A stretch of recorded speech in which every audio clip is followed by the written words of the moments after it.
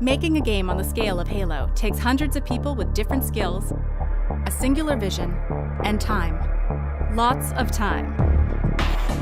But before a game reaches store shelves, the team must create thousands of assets that are tracked in 2-week deadlines we call sprints.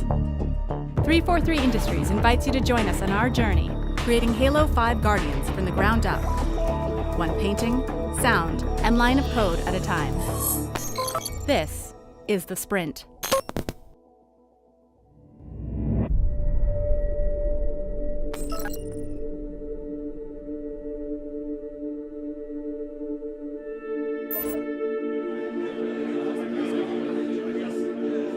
It's the best part of any project, and every single time you play, whether it's the campaign, the multiplayer experience, we're seeing amazing progress.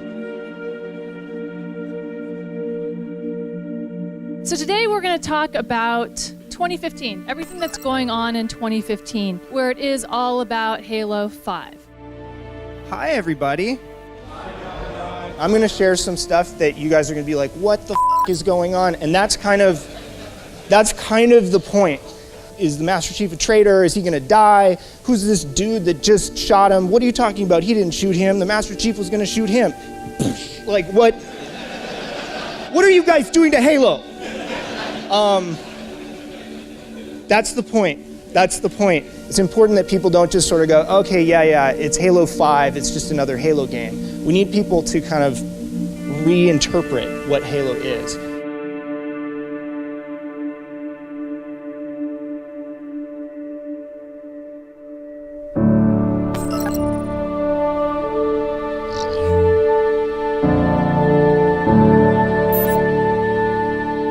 E3 is this nexus point, this focal point for fans, media, everybody who comes, they come to one place at this one time of year where a game like Halo, from a AAA perspective, that's the place where you want to capture people's attention. So we got to shine.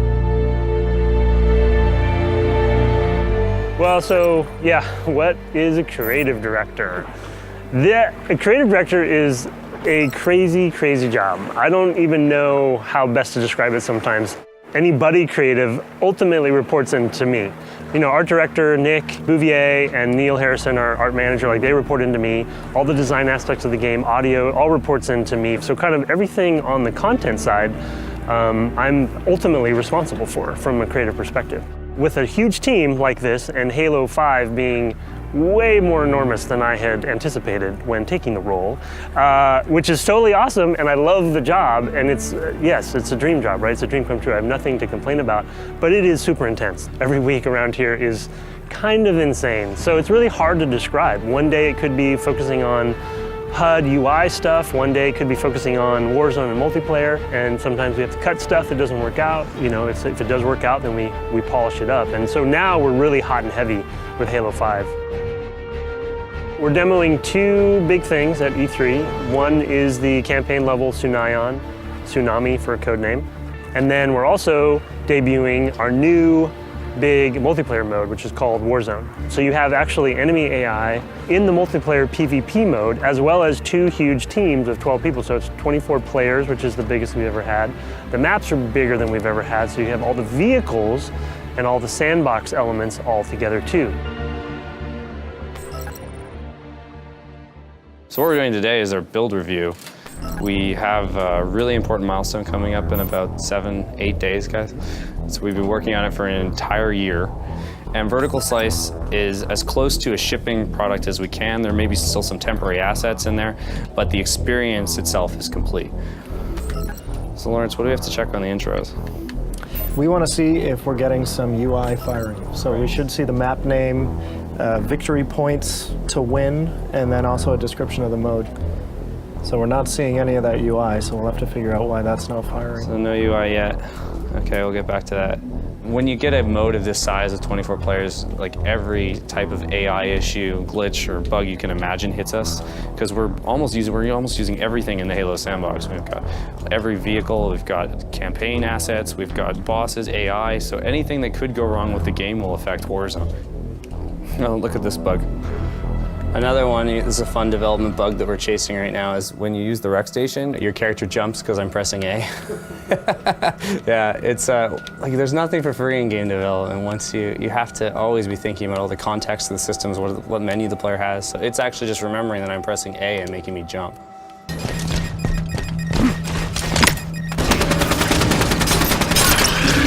So we just completed the intro assault, and whoa. It's on that. What's that hitch? For sure. Nope, it's the UI. It's the UI loading? Okay.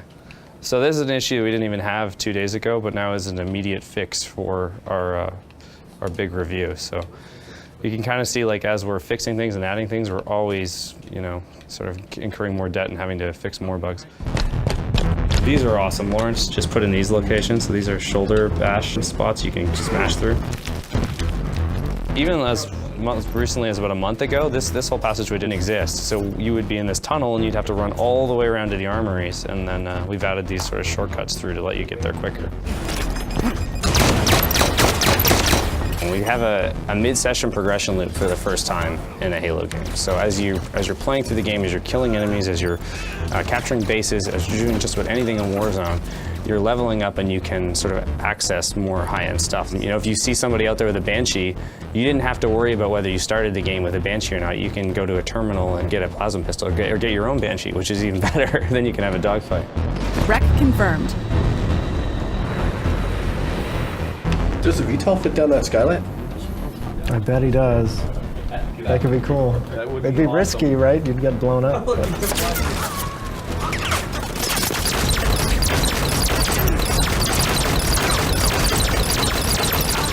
Is it a lemon exploit? Well, I mean, I use it. Oh, there it is. Look at that. You shouldn't be able to like enter the enemy's base like that. So yeah. I kind of like it.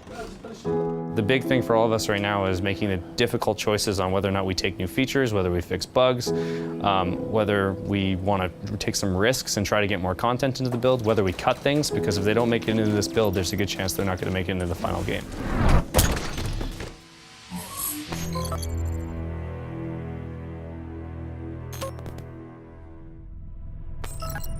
Yeah, Tsunami's been in the mix from the beginning, like right after we shipped 4.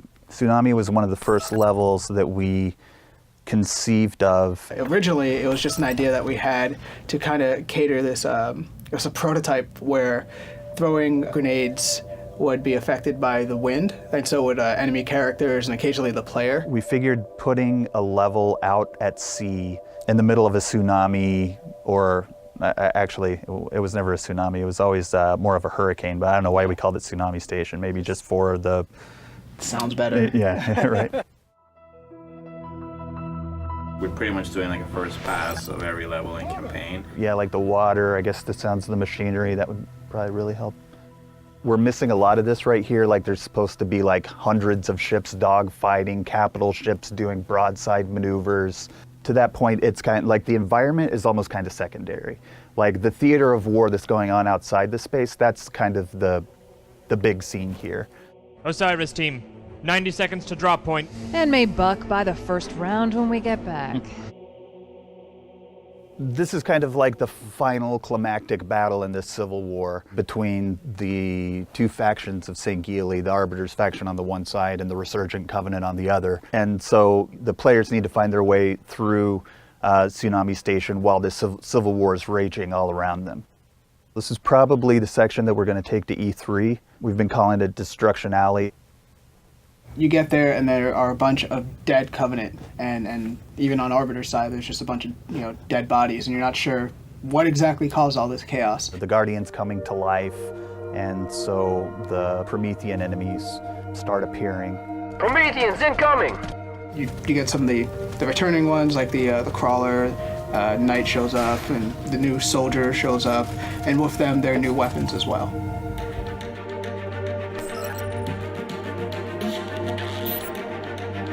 We have a prototype that we haven't playtested that much yet.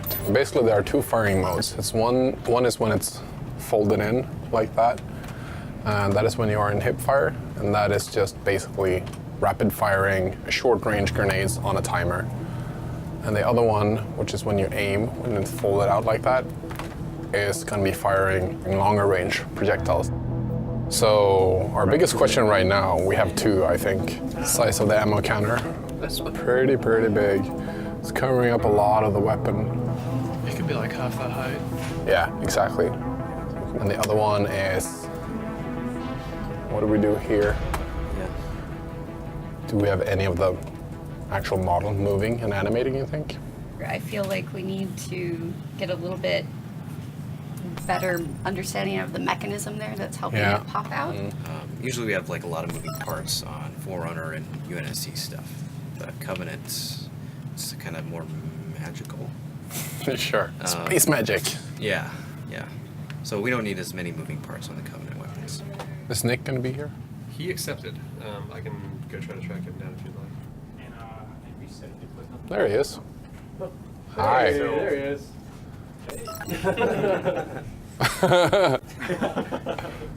It's the first time I'm actually seeing it. Yeah. On screen. What is this?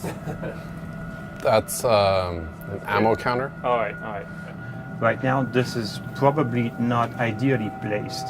I would put it back down in the design in order to be sure that this area is free of anything. The scale. Did you put the scale down? Oh yeah, much better. Andrea's gonna do some magic stuff here. Showing off her Maya skills. Yeah, see? How hard was that? This should still feel as a single integrated object, but this is way better.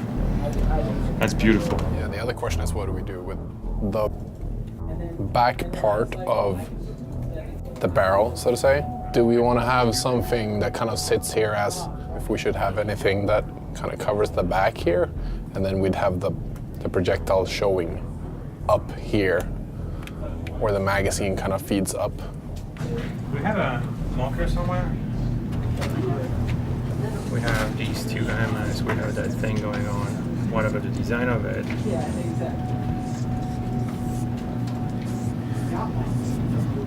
And we have another one here.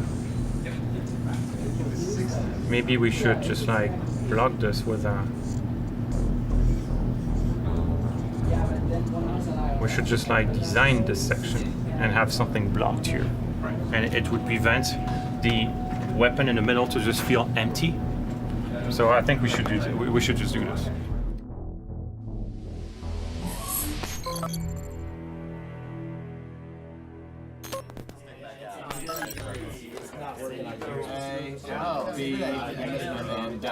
All right. Ready to go? Kick it off. All right. Here we go. 24-player playtest time. Oh, look at that. It was good though. That was awesome. Gain the lead. Friendly Spartans are engaging Commander Tizen at the dig site. Let's assist. Enemies captured the garage. Tizen is tearing through our team. We should focus and attack and take it out. Whoa! So this is like a picture of Warzone. It's just awesome when it happens. There's so much action going on. And then I get assassinated. That's great. Blue, you need to go get a base. That's kind of impossible. Yeah, kind of impossible. Come on. Right now, it's almost a stalemate. Like, the blue can't get out of their base, but red can't push in to destroy the core. I think we need it to be easier to do either one. In development, we always called these Alamo situations because we felt like one team was pinned in their own base, and we want to make sure that they don't get stuck there forever, but they also have a way to come back. All right, that's game. Oh, game in, I guess. Okay. Apologies, blue team, on the stalemate. We're going to be looking at that. New top issue, Lawrence. All right, we got stuff to fix. So yeah, obviously, I think everyone knows why we're here. We want to go over the E3 stuff as it stands right now. All this stuff is still very placeholder or in work in progress, but this is the direction that we're heading. To give a little bit more context, the current plan for this is in the flow of everything. Bonnie will come out first. Then Josh comes on, sets up Tsunami Station or Sunayon, and then that will lead directly into gameplay. The other part of that is that currently the plan is that behind closed doors there is not a campaign demo. But on the show floor And any behind closed door stuff currently is focused on Warzone. E3 is an awesome 10 weeks from now.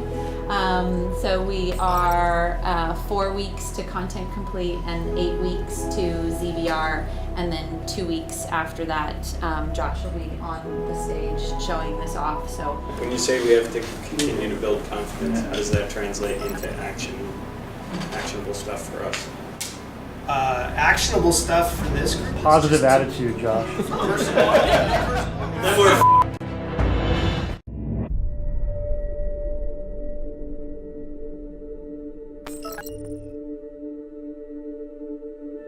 We're going down to LA today to shoot a lot of the character-driven scenes. We've been focusing a lot on mostly stunt and action sequences in the last couple months. Typically, we would shoot a little less in a normal 4-day shoot. This 4-day shoot is going to be a little aggressive. It's going to consist of 2 pretty robust rehearsal days and then 2 significant shoot days. Again, we were able to get everyone on set together for a limited time, so we've kind of got to cram as much as we can in this 4 days as possible. It's an ensemble cast this time, so availability is tough to schedule sometimes. We're shooting our opening sequence in the Pelican Deployment Bay area where we meet our team, Osiris team, for the first time. Locke, Tanaka, Vale, and Buck. We'll shoot the briefing room scenes, which are on the Infinity. Again, that's just a different challenge than Halo 4 altogether, because the majority of those sequences are really about Chief and Cortana.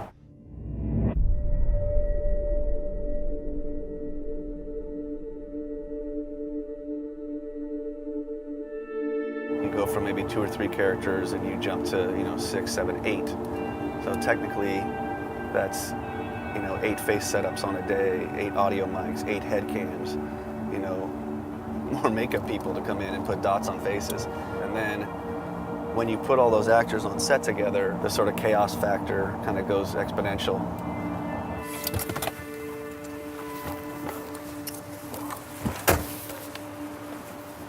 Should be a good trip.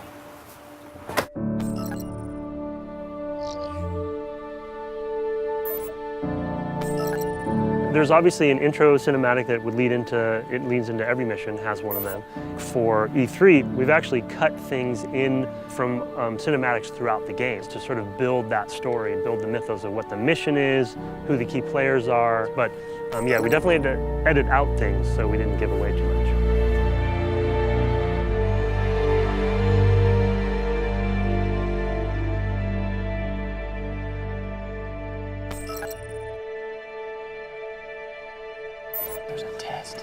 I might. Is it still work in progress, man? But yeah. So let's see. I don't know if you. This is a little rough here, but. Oh my God. It's like literally me. Yeah. Oni, out of the shadow. Yet now you hunt another Spartan, the greatest of your clan. Crazy. That's crazy. There's my face, dude. What the What's that? It's my face. we fade down, we fade up into where Osiris is, and we have Buck and Locke talking about the idea of going after Chief.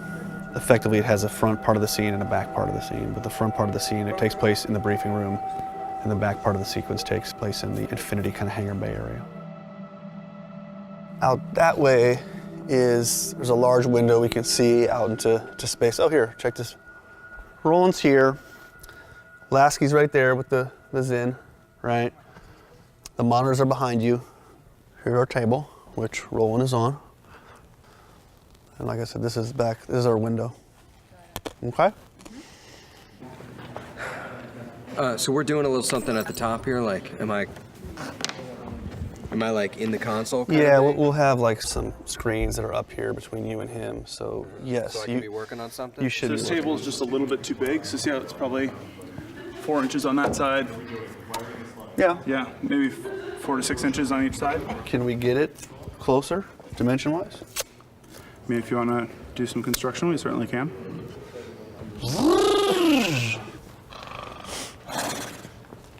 Ready? And action. I tried to warn you this was happening. He's gone in search of her. You let him go. How is it that... Nobody lets the chief do anything. He does what he wants. Until 0631 this morning when he was declared absent without leave. This isn't about the Master Chief. John is not equipped emotionally to deal with her as a threat. Hey! Is anyone going to answer me? You're out of line, Roland. Yes, sir. But so is everyone else. And cut.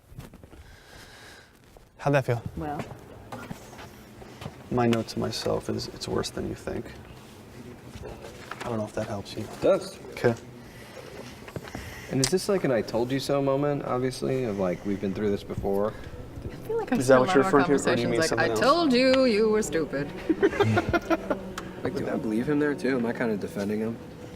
Like he might be on a mission that's good.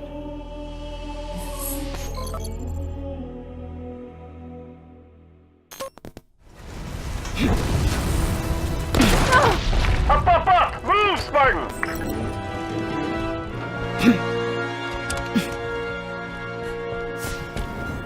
Just don't die for the next 30 seconds. I have to say that because Juan Carlos isn't good at it. Maybe it's true. Okay, for the sake of this, let's try to all get together at the beginning before you go in. Yeah, bunch up in the archway and go through together as much as you can. Right. All right. 3, 2, 1, go. There it is, the Guardian. I got teleported there. Well, you got popped into position. not leave it without us. Hurry, Osiris.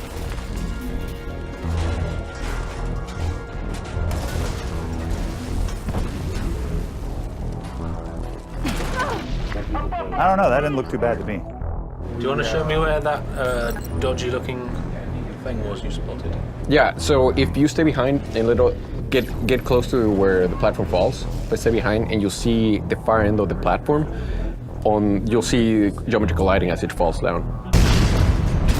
Haven't come this far to let the Guardian slip away now. Oh, I got trapped. Okay, on the right hand side. Yes. We'll bug it for Greg. A lot of things have to come together for this sequence to play believably and reliably. Yeah. And we're just sorting out which components are solid and which ones are giving us trouble and trying to triage out what we're going to do about each. We also want a good experience for all 4 players. And so testing that in this type of environment allows us to play through it, see everyone's point of view over and over again. Yeah, to me, most of the stuff plays really, really well. There's one section that I think we need to add a little bit more camera shake. Yeah. I shoulder bashed you while you were in the air. Yeah. The lighting is getting really good though. Whoa. There's performance things to keep in mind too. There is a lot of memory coming from environments, from all of animations, from effects and destruction. So it's a pretty complex area. We're really trying to make sure it doesn't turn into just another scripted video game experience. Like, we want the player to actually play it. So, yeah. It's a tall order. Halo 5 is really very co-op centric. The way we build the levels, the way we build the game itself, and the way that we've constructed the characters that you play as in the game. So we actually have 2 different teams in Halo 5. You have Blue Team, which kind of all brothers and sisters brought back together from the Spartan 2 program, and then you have the Spartan 4's Fire Team Osiris, which is Locke's team. You know, we have Vale, who's our rookie, we have Tanaka, who's a little bit more of a veteran, we have Buck, who used to be an ODST. So when you're playing as co-op, you're playing as each of these characters rather than just generic, you know, alternates of Chief. And so throughout the story, you're alternating between both of those teams. There's no visual hierarchy or attenuation in these wires yet, so don't get too concerned with the fact that they're all like 100% full white. Sure. Yep. They're, you know, I'll organize them and push and fade them back so that, you know, maybe like the cradles, obviously the health bar are a little more visible than things like the elevation meters. Those are because that's just kind of fancy. It's just like if you ever put on a motorcycle helmet, you know, you're not really cognizant of like the detail and the padding up on your cheeks, you know. The last one here was Kelly, And she has the EVA visor. Yeah, and all this stuff, I mean, I definitely used her helmet as a template, so actually very conveniently, lines like this in the health bar actually match up perfectly with this little horseshoe in her glass. So I tried to be very ergonomic about finding complements, you know, so I'm not really inventing too many false lines in any of these concepts. I'm really working off of the truth in the model. And that is all I have on Blue Team. I still need to do Fred. Yeah. Well, and Jeff actually has done some really interesting explorations into projecting normals onto the glass. Yeah. And you actually got a lot of identity of who that Spartan is from the reflection on the glass. Yeah. I don't know. Oh, the glass paneling. And then we'd have wires on top of this, but hopefully we can rely less on the wires and kind of rely on this stuff, because I think this captures better the overall shape of the helmet than like our static wires could do. Yeah, I love this stuff. I love doing bold stuff like this. We're always going to be strapped with how much to do of it, you know, and when it impacts gameplay and starts conflicting with the other stuff going on. Because you have this, you have effects flashing, you have lens flares, you know, it's just the layers start getting crazy. I think both with Jeff's demonstration here and with these illustrations, I think we're being deliberately kind of heavy-handed just for proof of, just to kind of sell the idea. But I think in practice, this stuff, you're going to find this stuff like 50% like either toned down or pushed out. Yeah, it feels more interactive. It feels more modern. Yeah. Cool. Thanks. Sweet. Awesome. All right. Yeah, thanks, guys. Thanks, guys, for the review. Yeah, thanks. Yay.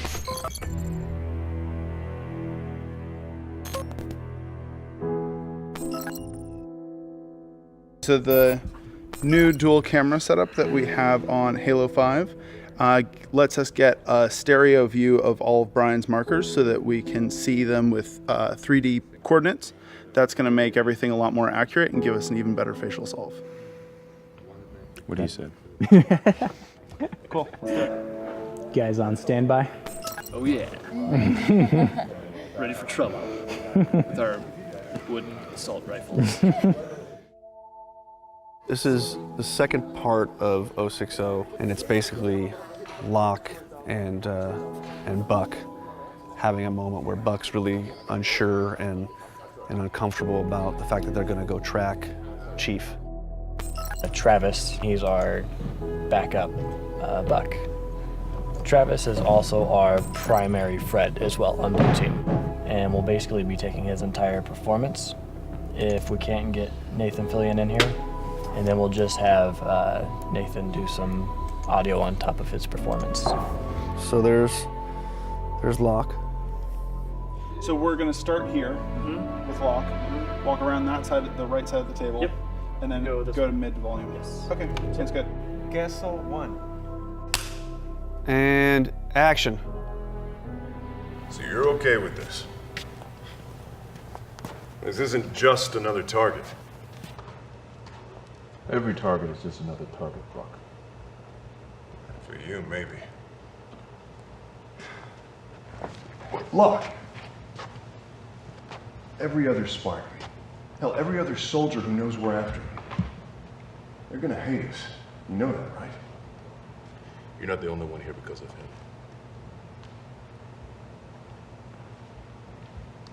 him. Let's cut there. Cut. Matt, the timing of take 5 was like perfect, except for the approach. All right, so if we can't get this again, we get that approach, and then just do 2. That'll give you enough fudge room to where to put the cut in, okay? Perfect. 60, Frank, 7. And action. Locke. Every Spartan, hell, every other soldier that knows we're after him, they're gonna hate us. You know that, right? You're not the only one here because of him, Buck.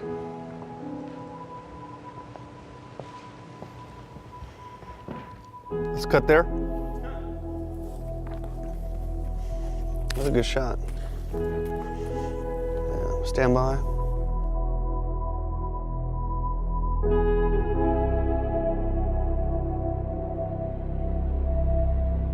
You're not the only one here because of him, Buck. Can I see 5 quick? You're not the only one here because of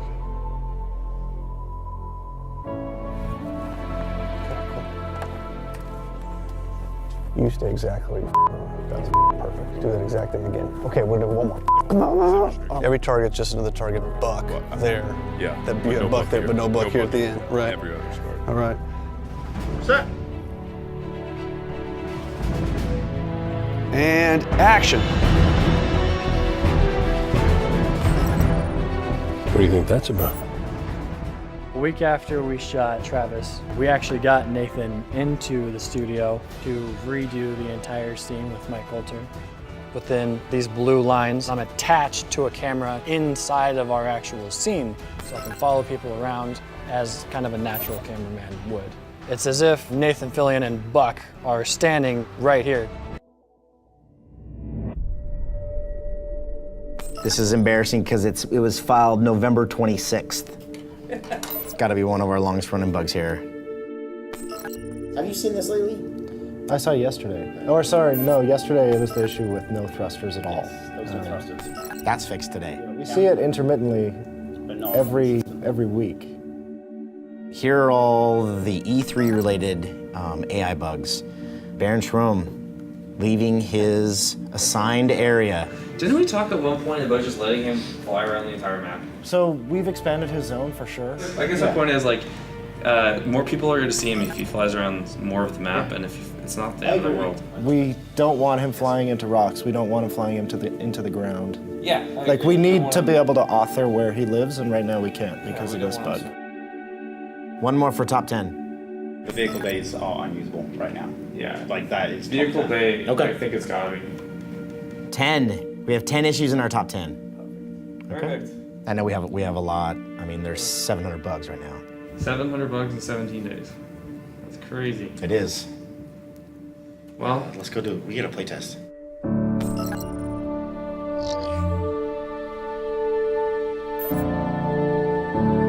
I think you can kind of just see the peak of the Space Needle, right? On the far right. Or maybe that's something else. Warzone is our new huge multiplayer mode. It literally is all the pieces of the sandbox from Halo for the first time in one multiplayer mode. We have unique weapons that are sort of tiered, different types of BRs with different attachments on them that you can acquire. There's also different tiers of some of the power weapons as well.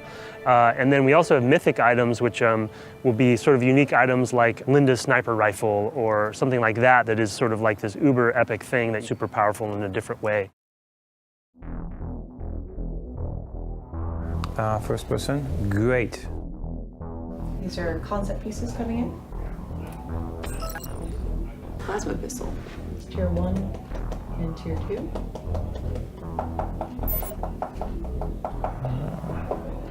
You know what I would do? I would put that back into blue. That section here, blue, and having like some stripes of orange on the side. This way we still identify this as the base blue weapon, and then we'll have the stripes on the side. Who does the needles? Is that the effects team? How quick could they flip colors on those needles?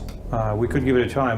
Personally, I don't mind at all. The only thing with that though is the needles, if we change what they look like here, we'll have to change the firing effect, we'll have to change the muzzle flash. It might be an option for tier 2 where we could ask them if they could change the needle color, but then they'd have to change everything down the line.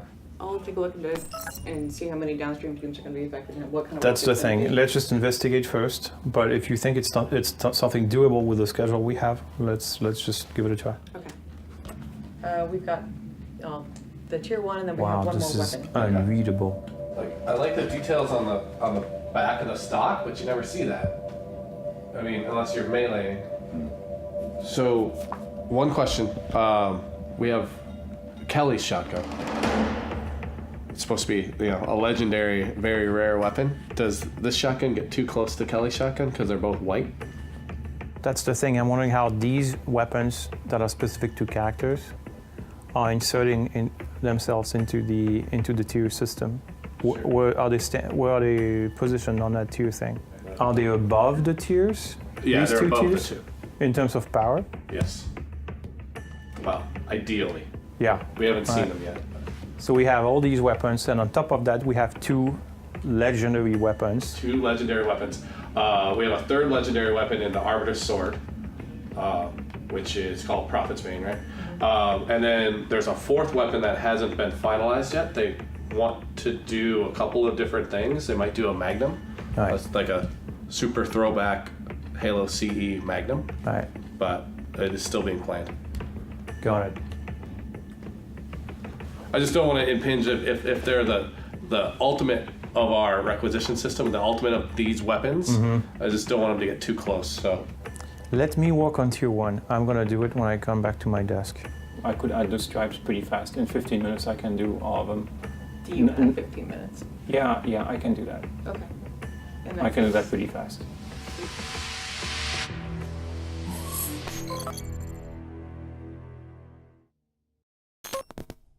All this is actually on the bottom of an ocean.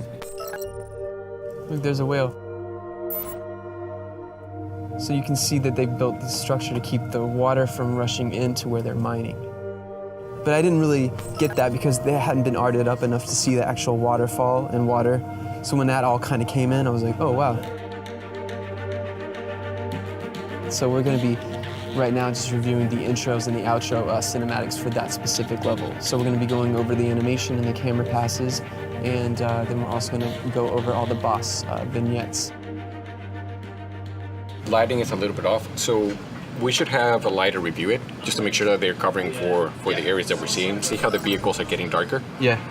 And then popping and everything is washed out. Sure. Yeah, I'll bring that up with Brian. Exactly, and just need to make sure that the lighting is working and also that we get the effects on the Yeah, on the because you trails. completely lose them here as far as their saturation of color. So the way that lighting works is a lot of the things that you're seeing in the map is baked lighting. So anything that's moving needs to be lit by dynamic objects. Yeah.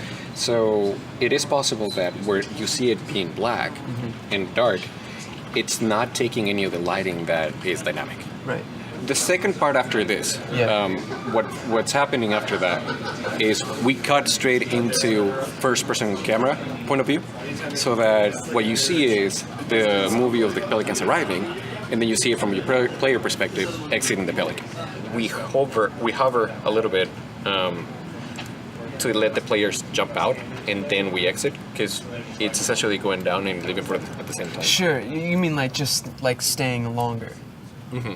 We're gonna look at the attacker version of this. So this is gonna be the other side of the map. But this is a problem. When did that change? Just today, and it was a really big issue with the Warzone team. So they're bringing it back. Okay, good, because there's no way that we can keep on. Oh no! I already said we're not going to change it. So this is cool. They're just going to cut it so that we skimmed over trees or something, and then they're going to move that rock. I actually like that, because it's going to give us a lot more of parallax with things moving and as you move back and forth. Yeah, exactly. So as long as they clear the path, then that's great. In general, with vignettes, not just in multiplayer, but all of our campaign, we have a little bit of an issue in which it's hard to communicate. Here's where a vignette is happening. So whether it's the ground that we're walking on, or in this case, the pelicans flying through a piece of space, Art will go in and say, hey, this is going to look a lot more beautiful if you do it this way. And then we'll see things clipping into our animations. So that's too big of a change for us to keep kicking back. And this has been through so many iterations now that we've got it where we want it, so we don't want to mess with it. And sometimes if it's easy for us and if it looks good, we'll do the changes. In this case, it's a massive change, so we request that environment helps us out and don't mess up the vignettes that are already there. Yeah. Is this map where you also see the elites? The elites? Let's go the elites. Okay. We have a couple of quick character intros for some of the bosses, so players fight something that is a little bit more complex and difficult than the regular enemies. Are we tied to this kind of like do not pass? Well, yeah. I worry it might be telling the player you can't go through this thing. Okay. Where the entire intention of the piece is to let them know it's smashable. You can move through this space. Right now, it kind of looks like, is this thing gonna open as I approach it? Does it open based off a scripted sequence? If it felt more like this is a This is a static piece in the space, and the only way to get through it is to smash through it. I think would be happier. And we also don't like how transparent it is, because transparent objects in multiplayer can give us weird results where players are on either side in a game of chicken. Who's going to break through first, or who's going to make the move around a piece? We prefer you can't look through it at all. If it's going to be solid, what kind of material? Because that kind of depends on how I shatter it. Yeah, and it can't be rock for this space. It wouldn't make sense. Right. What if it was just like a draw door? Because I know in campaign they have the vents. Just to be clear, entirely new look, and entirely new brand, entirely new asset. Just. Well, if we have a similar thing in campaign, maybe see what they have. Does that sound good, Lawrence? Yeah, that sounds good. Our big thing's super obvious, it's breakable, and it's opaque. You can't see through it.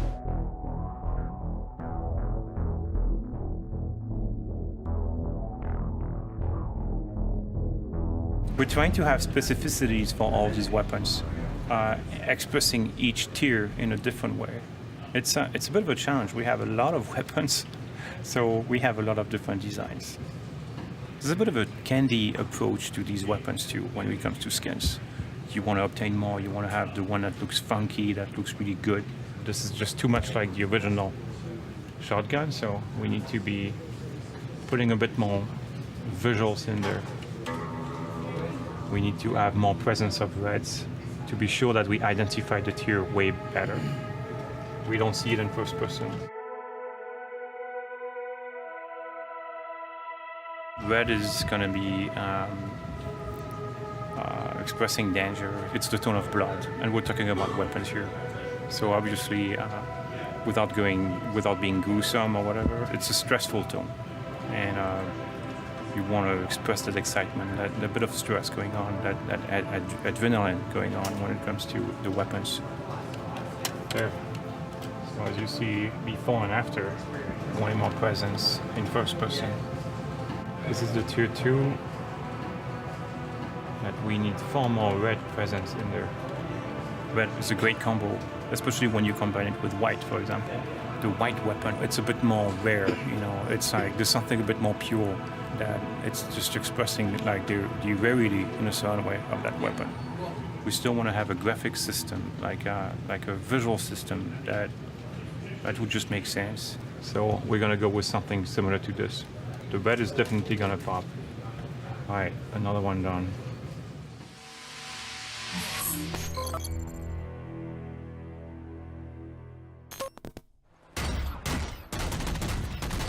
It's a war zone.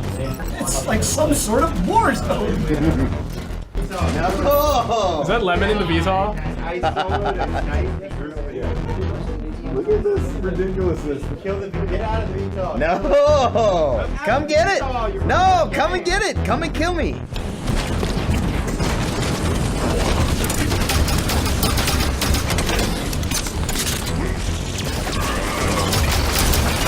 Blue, we need to go for a garage. There we go. Is that a splinter turret?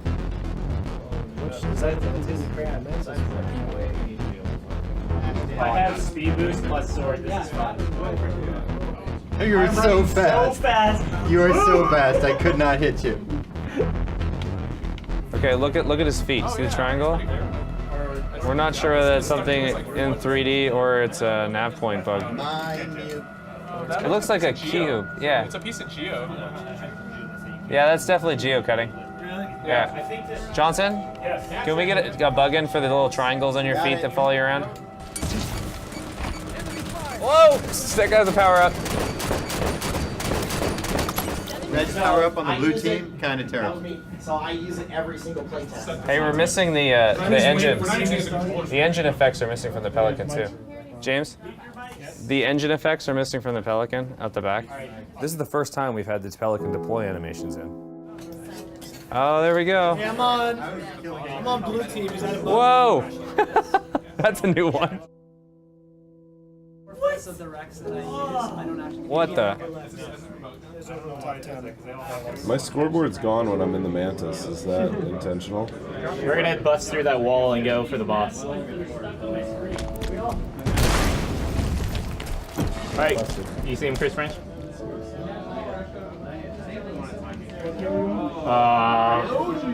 I froze. We got one freeze over here. Anyone else? That's unfortunate. 16. Love that. Integration. Combination of. It's another crash. Oh no. It's crashing quite a bit. Did you see the spawning and Pelican stuff at the beginning? Were you here for at the beginning of the game? Yeah. Hey, one conversation. All right. No raising hands. We're gonna run it one more time, running on profile, so we can get more information on the crashes and the hangs that we had. We went through our top 10 list right before. The AI stuff that we've already talked about, nav markers. We've got a lot to fix in a very short amount of time, but I think we've got our clearest ones. We have our stability. I mean, everyone needs to be able to complete the game. We have the nav point stuff, which has just really gone backwards, and we need to make sure everyone understands what's going on. And then we have the vehicle delivery, so you need to get your vehicles. Once those three things are coming together, when the game was working, we were seeing the awesome potential. We just need to fix some really bad bugs that are preventing us from bringing it all together.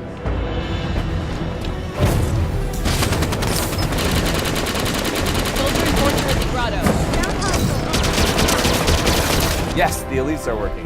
Ranger squad is line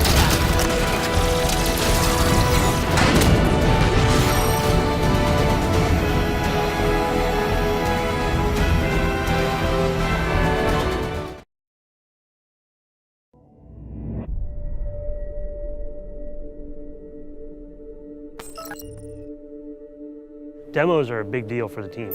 We have to keep going. E3 is happening, but we ship this year. If you're shipping in fall, you actually, by summer, you need to have your shit together and be pretty done. We're getting down to sort of zero bug territory for the game, so people are really shutting things down. E3 happens right smack in the middle of that, so it's super fun. So that's why everything's so busy right now. All of the missions are in heavy production right now, right? Literally the whole campaign. Warzone's had their first playable milestones, a few months ago, and they're getting into polish phase, and we're going to show that at E3 as well. The E3 demo needs to be crafted in some way, right? We have to actually get a lot across that wouldn't normally be in a mission. Like, we're collapsing it all, right? It's of all these big things that you're going to get over the first 3 hours of the game, we have to kind of squeeze in here. We actually kind of act it out. We go through and start storyboarding the different moments that we want. It's something that people will watch mainly, right? Not a lot of people will play it, so it needs to be entertaining to view.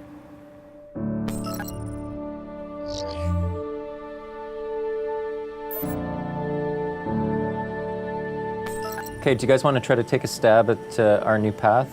Stumble through? Okay, on the count of 3. 1, 2, 3. Just go ahead, guys. Let's keep on going. Yeah. No, the grunt is not timed properly. We're doing prep and dry run for our E3 stage presentation. So we're trying to make sure that the flow is correct, that we have everything paced well. There's a lot going on in the demo, so we just need to make sure that we're on. Okay, I'm going in. Destruction Alley. I see the Guardian. Okay, I see it. I'm looking. Somebody hit the trigger. There's a lot of rust. Okay, let's get going, guys. Go, go, go, go, go. Go, Vale. Okay, I'm on Vale's back pocket. All right, I'm sliding. I'm in the ICS. I'm hanging. I'm looking down. Okay, you guys get going.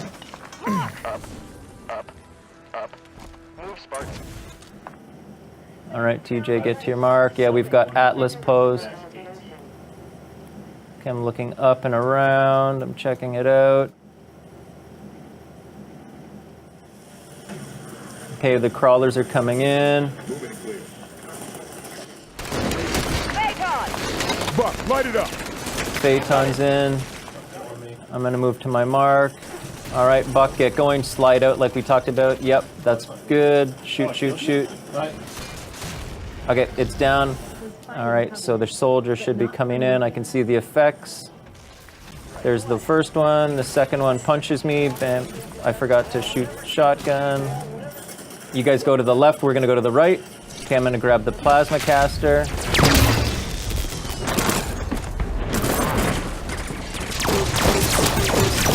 You guys are off screen. We're shooting at the soldiers. I killed Buck, or somebody killed Buck. That's a crazy. All right, just move to your positions. The warden should be coming in. Okay, there he is. We're all looking at him in his glory. Bam, he's got me. He's bringing me in. What? The skybox is going mental. Is he good? No. Okay, let's go through our laundry list. The grunt on fire, so was that too late that it happened? Yeah, I don't know why then? it fired too late. Okay. Fleeby's my name for that guy. Fleeby? Did you just trigger, like, effects to play off of his head? His head's on fire. And then when we go in this interior, is- you guys saw that hologram in there now? Yeah. So we have to talk about if we want that there or pull it out. It's getting better. It's getting closer to, I think, what our final will be, but I know that lighting's still going. I think there's a lot of effects work that still has to be done. Yeah. We worked pretty well, so iteration. Kenny looks lost. Kenny, do you really have to relight the whole thing if we take it out? Oh wow. There's no lighting in there. Oh, it didn't. There's no lighting. It didn't burn. That's probably why the skybox is broken too. There's no lighting anywhere. Like in the whole level. Yeah, in the whole level. Who controls the brightness of the hologram? I do. So can you dim it way down? Oh yeah. The main problem for me right now is that I need to on Wednesday, Thursday, Friday do cinematics. So I have no time to react to things because cinematics needs help a lot. The skybox is bananas. What texture is it there? I don't even. It looks like a cruiser It's or like something. a Guardian or something. Video games.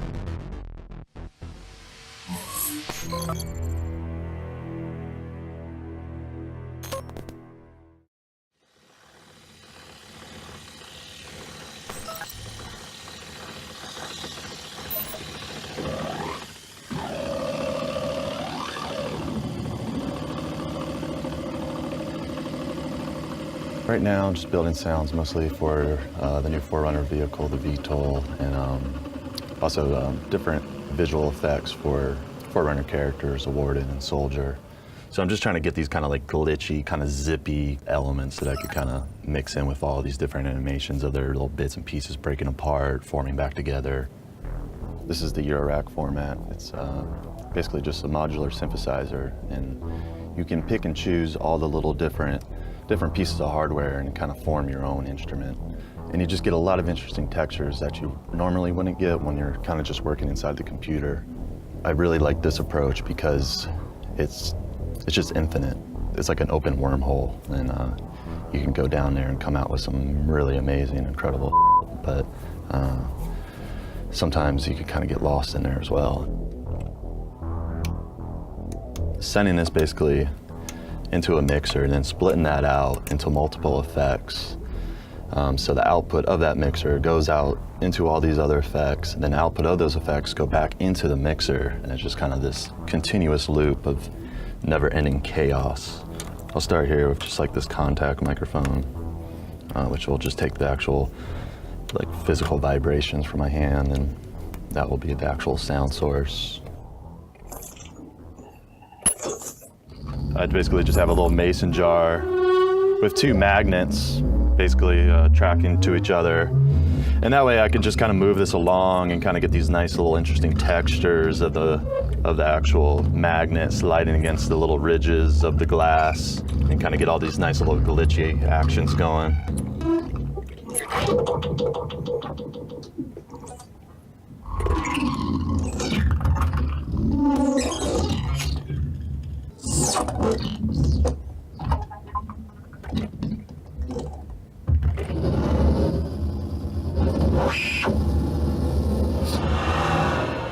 This is basically just a circuit, light sensor, has a photodiode on it.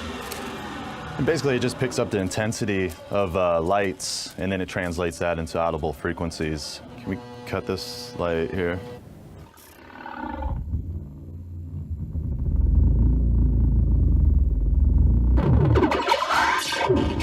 It can be time consuming, but it's always kind of worth it because there's just that little bit of unique element that only you have.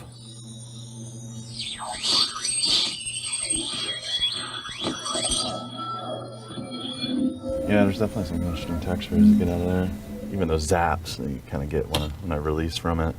It's really interesting.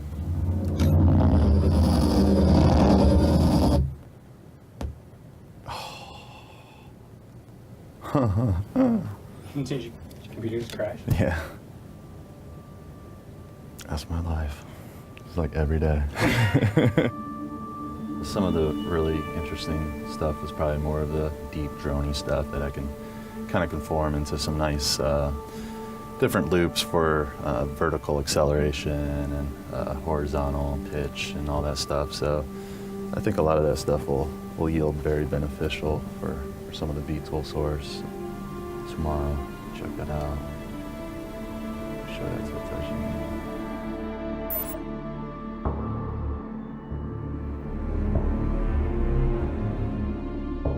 Oh, there's fog coming flying here that they have added. And the hair is obviously being hit by more than 8 dynamic lights. And you can see the fog coming in and the hair is rendering above the fog. There, you see the hair doesn't get affected by the effect. This fog was specifically requested by Brian, and he wanted it to look very like We will, original coming but out of we'll the door. patch a fog. Okay. Not with effect because that can't render with the hair. Okay, awesome. So why we have 4 or 5 TVs in here is because the consumers have different TVs, and every TV has a little bit different saturation, color, more blue, more green, because they have decided that they like that more. So we just want to have a large range of different TVs to see exactly how our game will look. The wall zone. Okay, look at those pelicans with sunlight hitting them. Yeah. Oh, that's the issue. Yeah, I don't think it looks like streaming, dude. I think it's a shader. It's gone now. Yeah. This level is important. The campaign level, people will just see at home or whatever. This, people will play, and play. We'll record videos and we'll watch the videos. Yes, and then we'll see how if the gameplay is good or not. First of all, this looks amazing. I was gonna say, this looks really nice. Could you go back? It looks like he wasn't getting the cascading shadow from that bridge. What he did on one part, and then That looks right. no, it's not. Yeah, it's not hitting him. Oh. In the eternal words of Kenny. Oh. What? What is that? Where is that coming from? If you look up to the yeah. Getting a sliver of sunshine. Funny. Mike just came over and told me earlier, and this is feedback from Sparth. I don't know if it's signs in this hallway or the other hallway. one. Yeah. Where they flashed a green. Yeah, he wants it to be. He wants the green to be less green. Yeah. Oh, right there, it's green. So we have 3 weeks until ZBR for this map. For all the other bugs, we have until August. Oh, is that the water ball you're seeing in the distance? That like aqua green thing? Yeah. Yeah, and it has the whole story of like everything's flooding, you know, and all the mining stuff's flooding. Everybody's getting out of there. And that's funny. Yeah, I can't really see it right now. So for the 24 guys who are yeah, taking it out for we're like, garage. hey, let's shoot each other in the face just for shits and gigs. I mean, for poop and fun. We're good. I think we're good. We don't have to look at anything more. Kenny, no, we're gonna look at Skew this week. No, we're not going to look at Skew because we have to relight it. Okay, who's relighting Skew? No. I was the only one here who prepared an hour ahead of time. You're not gonna look at my shit. I'll look at Skew. Kenny, I'm so disappointed. But we don't have to look at it. I've looked at it so many times. How do you know? I have. We're fighting right now. Yeah. You're fighting, sorry. This is like... Olga's done. You want to join? No, we need this. I was gonna get this room booked at 2:30. Okay, so then we have to go. Good, perfect. Breaking up the fight. I'm very sorry, Olga. I'll give you some nice present or something.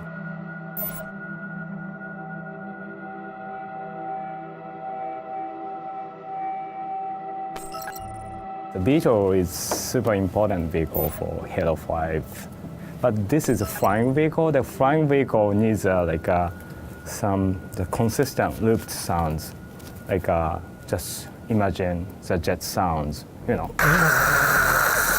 It's consistent, very noisy loop. So that kind of sound will makes our mixing totally broken super easily. We couldn't hear any enemy's gunshot or explosion or any important feedback or even video. Pretty much working on this sound design for pretty much 2 years. So yeah, I just have a bunch of different ones here and kind of just check them out. Yeah, this one. This is cool sound. Okay, the second one, please.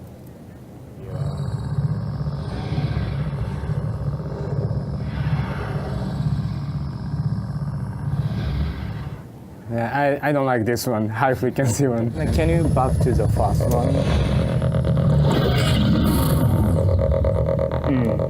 I mean, this thing, it kind of sounds funny by itself, but like with everything else kind of going on top of it, it really kind of cuts through. Yeah. That makes sense. So the kind of last part of the video, so can you trigger it? It's actually Banshee. Yeah, high frequency and super low frequency.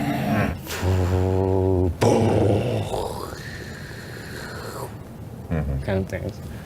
Why the Banshee sound does work very well in the game is actually kind of static sound itself is pretty quiet, actually. And this boost sound itself is clearly more powerful. And probably we should bring a pretty much kind of similar approach to the VTOL. So on top of this bass sound, you will work on the firing sound as well. Yeah. Yeah, other than chin chin chin chin. Yeah. I think you guys should just record all of these mouth sounds. That's great. My English is not so good, I'm still learning English, and sometimes some noises by mouth, it's very helpful. Totally. It's like an international language, right? Exactly. I mean, that's the cool thing about sound.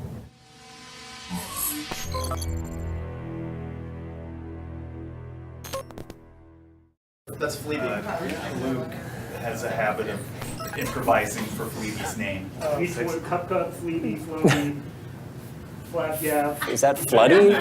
Fleabee? Fire team, Floaty. Cup's in the game, though, is he not?